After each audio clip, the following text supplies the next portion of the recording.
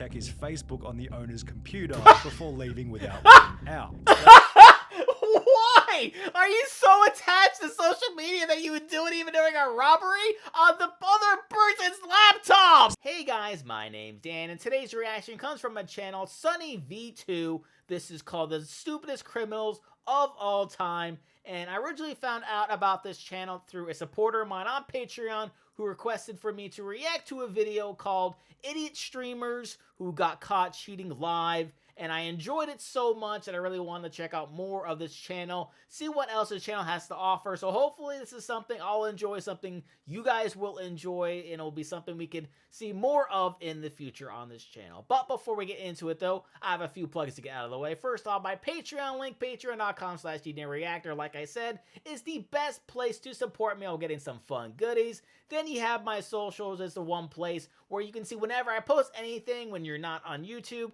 And lastly, the channel Discord is the absolute best way to keep in contact with me while also seeing this week's reaction schedule. Lastly, I'm getting very, very close to 8,000 subscribers, so every little bit of support helps at this point. So if you enjoyed this reaction for even a second, you enjoy the topic of this video, you enjoy SunnyV2, please go right below this video, click that like button, the subscribe button, and ring the notification bell. And without any further ado, let's go. 2009, Matthew McNally and Joey Miller robbed a home in Iowa using masks drawn onto their faces with permanent black marker. Oh, Whilst God. on the run, the two discovered that permanent black marker doesn't rub off easily, leading to their simple arrest and embarrassingly stupid mugshots. However, these two still look like geniuses in comparison to some of the other idiots we'll be talking about as we discuss the stupidest criminals of all time. Take for example MacArthur Wheeler, who robbed two banks in broad daylight as he thought that pouring lemon juice on his face would make him invisible to cameras. What? When shown the bank surveillance footage, Wheeler refused to believe that he was visible, stating to officers, "But I wore the juice," believing that as long as he didn't come near a heat source, he should have been completely invisible. Police concluded that Wheeler was not crazy or on drugs, just incredibly mistaken, with the lemon juice mistake eventually costing Wheeler 24 years! 24 years for lemon juice, oh my God.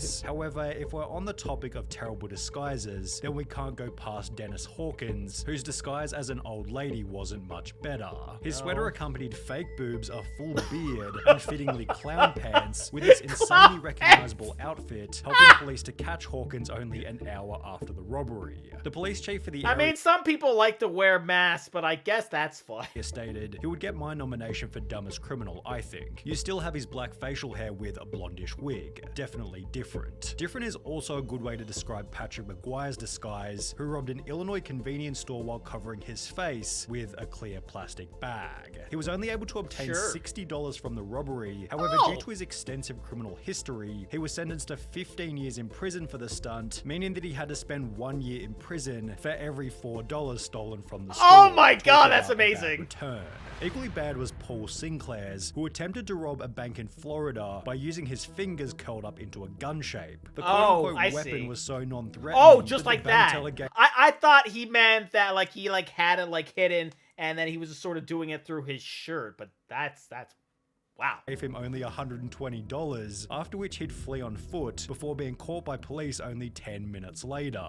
Then there was James Blankenship, who thought that robbery was legal as long as you did it at a certain time of day.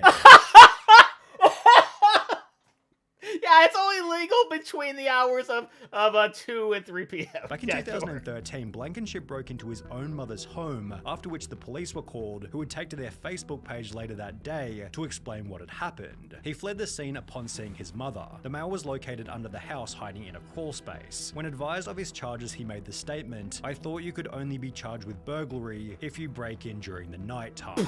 Blankenship was given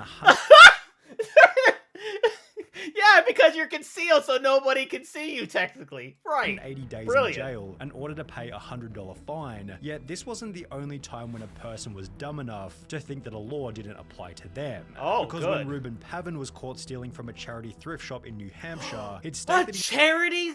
He thought everything was free because of the name of the business, Finders Keepers. The sign did say Finders Keepers, so I took that DVD player, took it home, Pavin told the local TV station. So he took it very literal.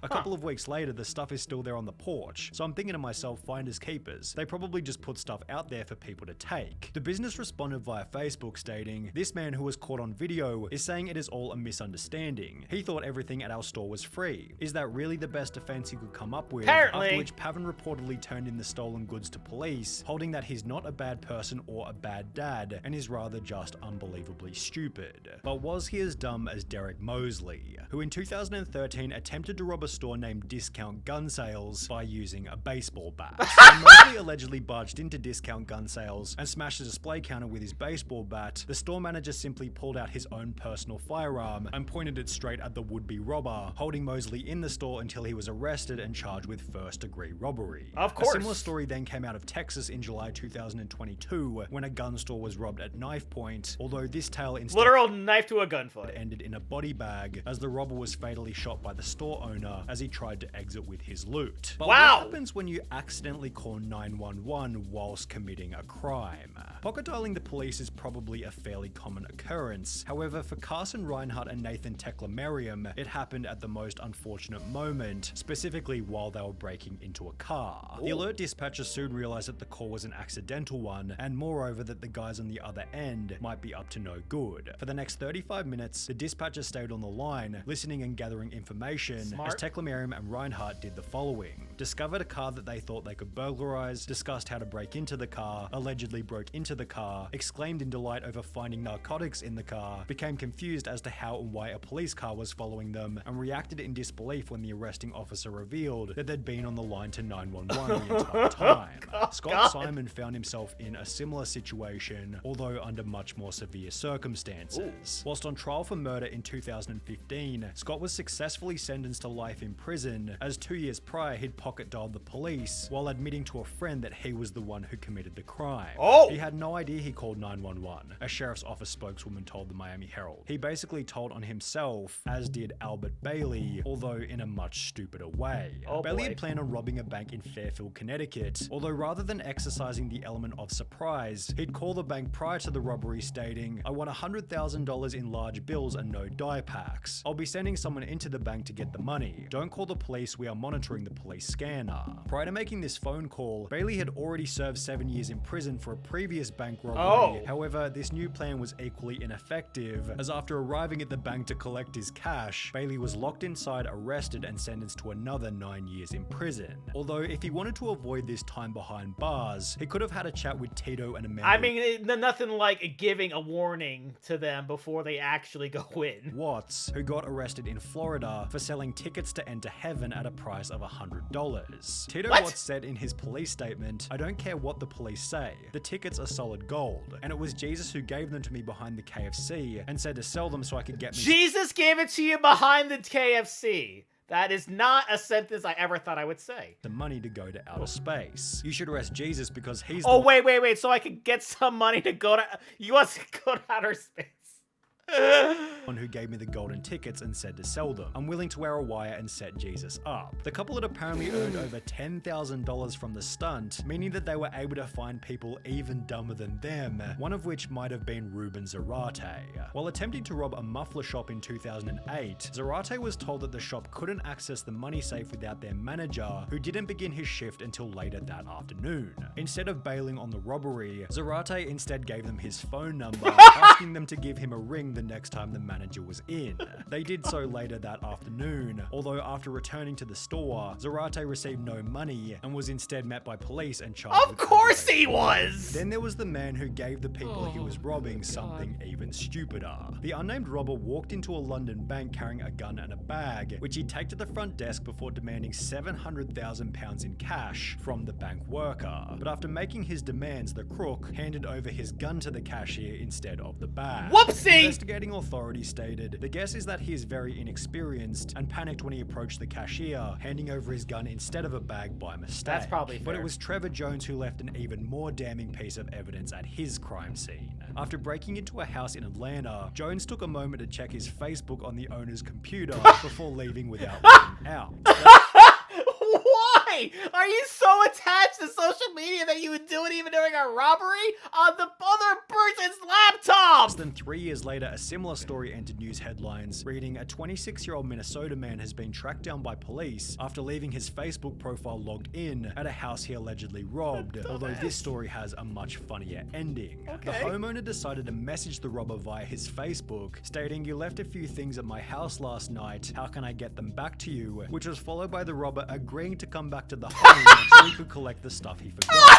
However, the robber didn't get any of his items back and was instead arrested while still wearing a watch that he'd stolen from the night before. Oh my god, can you be any dumber? While both of these idiots used social media poorly, at least they didn't brag about the robbery in a YouTube video, as is what happened in the bizarre case of Hannah Sabata. In 2012, at the age of 19, Sabata stole $6,000 from a bank in Nebraska, and while almost anybody else would have simply kept quiet, Hannah instead took to her YouTube channel Jelly Beanie to upload a video titled Chick Bank Robber, in which she'd straight up admit to having so it just said, "I just stole a car and robbed a bank. Now I'm rich. I can pay off my college financial aid, and tomorrow I'm going for a shopping spree. Bite me. I love Green Day." Yeah, sure. Just committed a robbery. She'd then discuss her entire methodology for the crime while showing the money and the amount that had been stolen, before concluding the video by describing the vehicle she had used and that it had its license plates removed. This information eventually resulted in Hannah Sabata's arrest and sentencing of 10 to 20 years prison, done so in a public courtroom filled to maximum capacity with people who had seen the video. Just 2 years prior to this, 21-year-old Frank Singleton was being released from Palm Beach County Jail, having just served time for a trespassing charge. The only issue was he didn't have a car to leave the jail, so he decided to steal one from the visitors' parking lot, but the car he decided to steal was a manual, and he could only drive auto. Oh, this is like GTA. Singleton sat in the car looking like an idiot before being arrested and sentenced to a further 6 years in prison, telling deputies that he tried to take the car because he didn't feel like walking to his home about 6 miles away. And while you may be sat here well, at least he has a place to stay for a while. Thinking that these criminals can't get any dumber, it's time to introduce 53-year-old Michael Anthony Fuller. Well, it's common knowledge that the US banknote doesn't go any higher than $100. Fuller had the genius idea to create a counterfeit $1 million note before trying to use it at his local Walmart. A $1 million bill at a Walmart.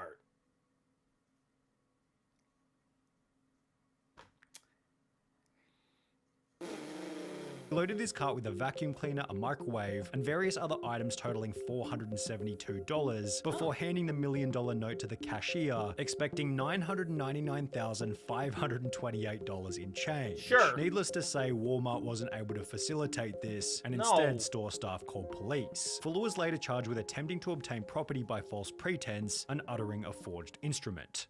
Yeah. So, if you ever wanted to feel better about yourself, this is a perfect video for it. People being absolutely just like the dumbest people ever. In some cases, they were nervous, certainly, I'm sure. Maybe they're on a lot of pressure. Maybe they had other reasons of doing so. But a lot of these other ones, my God. I mean, painting your face with a permanent marker. I can't even begin the word. The guy with the clear plastic bag. Clear. It's clear, meaning you can see through it. And then logging on to a Facebook profile at the place you robbed, that's probably the dumbest. I honestly can't think of any dumber than that, because I've seen so many different movies, all these criminal masterminds, and all these documentaries about all these criminal masterminds. So they exist, but fortunately for us, none of these people were at all creative in what they were doing. Didn't really seem like they had much going on in their lives, or their brains for that matter. So we're all safe because they're now all behind bars. And that's going to do it for me here. Comment down below. Let me know which criminal you thought was the dumbest. Please leave a like if you enjoyed. And lastly, please do check out all these links, more specifically the Patreon one that'll give you shout outs like these: Luchador, Cruising, Wolverine 310, Jordan Bird, Lauren Davenport, Castor Cronich, Amber K, Raymond Bright, Chris Curtis, Jeremiah McCarroll, and Jose Acevedo. Don't forget to click that subscribe button before you go. And I'll see you guys next time.